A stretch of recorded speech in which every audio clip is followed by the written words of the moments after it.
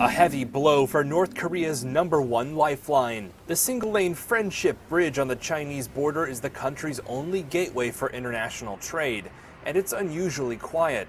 That's because Beijing is on board with international sanctions, punishing Pyongyang for its nuclear weapons tests. The overwhelming feeling on the border was tension and frustration. Tension because one of the top businesswomen in Dandong has recently been investigated for doing trade that is related to North Korea's nuclear program.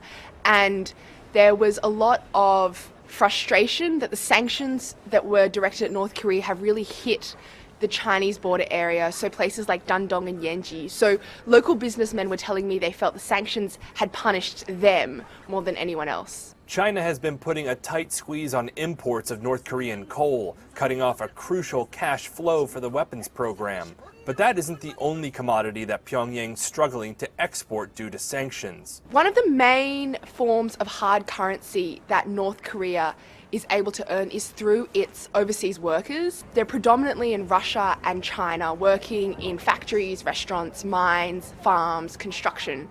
A large proportion of their monthly salary gets sent directly back through official channels to the North Korean government, rather than to the workers themselves. The number of North Korean workers crossing the border hasn't stopped completely, but it's slowed down a lot. China may be the North's sole ally, but as it strives to play a greater role in global policy, it doesn't seem too prepared to let that old friendship get in the way.